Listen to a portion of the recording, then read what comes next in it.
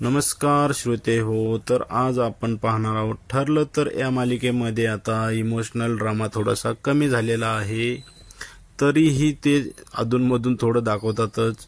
तर आता आपण पाहणार आहोत की अर्जुन आणि चैतन्य हे सायलीला तिची बॅग देऊन आता निघून गेलेले असतात आणि सायली इकडे बसून ती बॅग घेऊन रडत असते आणि तिला समजावत असते कुसुमताई की सायली तू आता रडू नकोस, अर्जुन कमीत कमी तुला भेटायला तरी आला आणि तो करेल काहीतरी तुझ्यासाठी.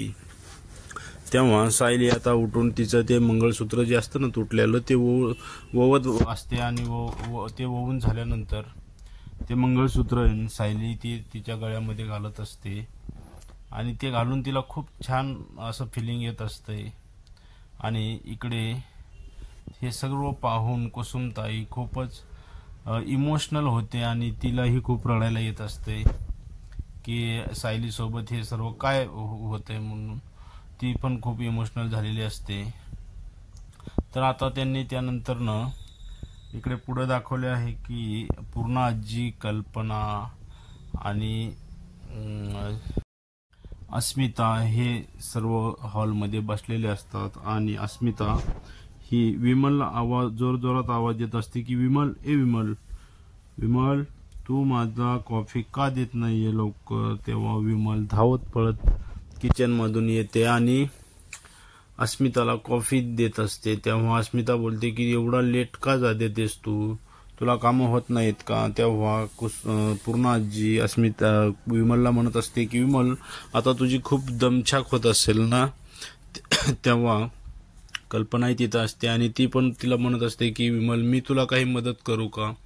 तेव्हा विमल म्हणत असते की नाही नको, मी करेल, मला आता सवय झालेली आहे आणि आता काय मला फक्त दुपारचं जेवणाचं करायचं आहे. आणि तिच्या तोंडून चुकून सायलीचा शब्द निघतो की सायली वहिनी असतील तेव्हा मी ते करू. तेव्हा अस्मिता खूप तिच्यावर चिडते आणि तिला बोलते की तू त्या बाईचं नाव का घेत आहेस परत परत. तेव्हा विमललाही खूप वाईट वाटत असते आणि ती खूप घाबरलेली असते. तेव्हा ती म्हणते की मला आता तिची सवय असल्यामुळे चुकून ते माझ्या तोंडून तिचे शब्द निघले आहेत. आणि इकडे आता प्रतिमा आणि तन्वी ह्या दोघी जणी इथं दारात येऊन थांबलेल्या आहेत. तेव्हा पूर्ण आजी त्यांना आत घेते आणि तन्वी जी असते ती खूपच नाटकी मुलगी आहे हे तर आपल्याला माहिती आहे. ती आणि ती कल्पनापाशी जाऊन बोलत बसते की मला तुझे हे हाल बघवत नाहीत कल्पना आणि आता मी इकडेच राहणार आहे. आणि तेव्हा तिला पूर्ण आजी आणि कल्पना ह्या म्हणतात की तू आता इकडेच राहा आणि प्रतिमाला सुद्धा म्हणतात की तूही इकडेच राहा. तेव्हा प्रतिमा त्यांना म्हणत असते की नाही मी नाही राहणार, रविराज हे काही कामानिमित्त पुण्याला गेलेले आहे, तेव्हा ते येतील तेव्हा मला परत जावं लागेल. आणि अस्मिता जी असते ती हे ऐकून खूप आनंद तिला झालेला असतो आणि तिला खूपच आनंदाच्या उकळ्या फुटत असतात आणि ती हसत तिला म्हणत असते की बरी झालीस तू तन्वी, ती इकडेच राहायला आलीस.